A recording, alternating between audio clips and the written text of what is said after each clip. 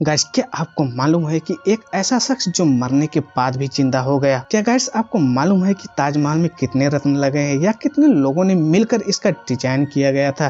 क्या आपको ये मालूम है कि ताजमहल को बनाने के लिए कारीगर को कहां से बुलाया गया था? चलिए जान लेते हैं इस रैंडम फैक्ट्स को। गाइस, आज मैं आपको ऐसे अमेजिंग फैक्ट्स के बारे में बताऊंगा जिसे आप जानकर चौंक जाएंगे। सन 1915 में आयशी दनबार नाम की एक महिला जो कि 21 साल की है, उसकी मृत्यु हो जाती है।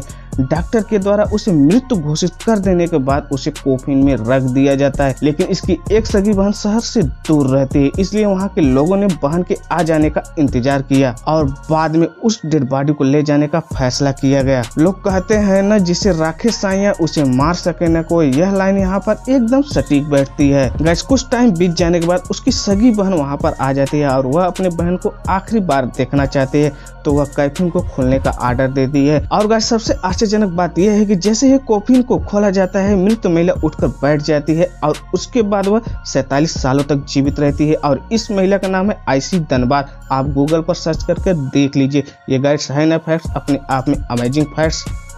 गाइड्स, आप इस दुनिया में एक से बढ़कर एक इमारतें देखी होंगी, लेकिन एक ऐसी इमारत हमारे उत्तर प्रदेश में भी है जिसकी नींव रखने के लिए उस समय के बादशाह ने अपने दिल को रखा था, और इस इमारत का नाम है ताजमहल। गाइस, ताजमहल को देखने के लिए टूरिस्ट दूर दूर से आते हैं। शायद ही उनको यह बात पता होगी जो वो ताजमहल का सामने का हिस्सा देखते हैं, दरअसल वो ताजमहल का पिछला हिस्सा है। इसका मुख्य शाही दरवाजा तो नदी के किनारे के पास है, यानी कि नदी के दूसरी तरफ है। टूरिस्ट वैसा ताजमहल को नहीं देख पाते जैसा कि उनको ताजमहल को देखना चाहिए था, और ऐसी ही इच्छा शाहजहां की भी थी। गाइस, मुगल काल में महल तक पहुंचने के लिए यानी ताजमहल तक पहुंचने के लिए सिर्फ नदी ही एकमात्र रास्ता थी, जो कि किसी हाईवे से कम नहीं थी। गाइस, मैं आपको बता दूं कि ताजमहल के मुख्य दरवाजे यानी शाही दरवाजे के पास यानी नदी के किनारे के पास एक चबूतरा रहा करता था। इसी चबूतरे के माध्यम से शाहजहां के शाही मेहमान ताजमहल में आया और जाया करते थे। गाइस, क्या ये फैक्ट्स आपको मालूम था? कमेंट सेक्शन में लिखकर आप हमको जरूर बताइएगा।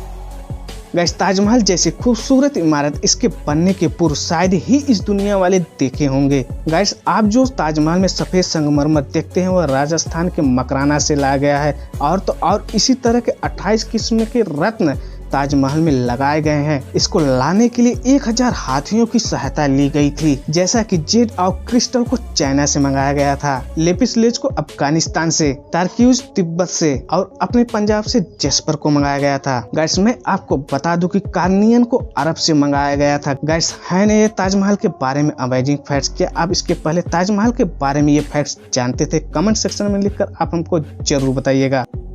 गाइस, ताजमहल आज से लगभग 400 वर्ष पूर्व 1631 में बनना शुरू हुआ था, और यह अपने 22 साल के सफर के बाद 1653 में बनकर पूरी तरह से इस दुनिया के सामने तैयार हो गया था। गाइस, मैं आपको बता दूं कि ताजमहल को बनाने के लिए लगभग 20,000 मजदूर व कारीगर ने अपने खून व पसीने की मेहनत से इसे बनाया था। वास्तुकला का इससे शानदार नमूना इस दुनिया में और कहीं नहीं है। गाइस, मैं आपको बता दूं कि ताजमहल की दीवारों में जो डिजाइन बना है वह इटली कारीगर ने बनाया था, और संगमरमर को बेहतरीन लुक देने के लिए उज्बेकिस्तान के बुखारा से कारीगर को बुलाया गया था। और गाइस, मैं आपको बता दूं कि संगमरमर पर कैलीग्राफी करने के लिए ईरान से कारीगर को बुलाया गया था, और पत्थर को तराशने के लिए बलूचिस्तान से कारीगर को बुलाया गया था। क्या ये फैक्ट्स आपको मालूम था? कमेंट सेक्शन में लिखकर आप हमको जरूर बताइएगा।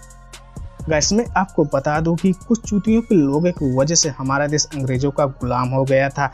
तब उस समय वह ताजमहल में से खोद कर चोरों की तरह वह उसमें से बेशकीमती रत्नों को चुरा कर वो अपने देश ले गए। गाइस, ताजमहल का डिजाइन इस तरह से किया गया था कि अंग्रेज इसको देखकर दंग रह गए। गाइस, क्या आपको मालूम है कि ताजमहल का डिजाइन कितने लोगों ने मिलकर किया था? तो मैं आपको बता दूं कि ताजमहल का डिजाइन लगभग 37 लोगों ने मिलकर किया था। यही लोग ताजमहल के गुंबद में सोने का कलश लगाया था, लेकिन अंग्रेज डकैत इसे भी अपने देश चुरा ले गए और इसके जगह 19वीं शताब्दी में कांसे का कलश लगा दिया गया। गाइस, मैं आपको बता दूं कि ताजमहल जब बनकर तैयार हो गया था 1653 में, इसकी कीमत करोड़ों में आके गई थी। लेकिन गाइस, आपके मन में ये भी सवाल आता होगा कि यदि इस समय में ताजमहल को बनाया जाए तो कितने रुपए खर्च होंगे? तो मैं आपको बता दूं कि इस समय में यदि आप ताजमहल को बनाने के लिए जाएंगे तो लगभग आपको 58 अरब रुपए खर्च करने पड़ सकते हैं। गाइस, क्या ये अमेजिंग फैक्ट्स आपको मालूम था? कमेंट सेक्शन में लिखकर आप हमको जरूर बताइएगा। और इसी तरह का अमेजिंग फैक्ट्स पाने के लिए आप हमारे चैनल को सब्सक्राइब कर लीजिए और इस वीडियो को एक लाइक शेयर जरूर करिएगा।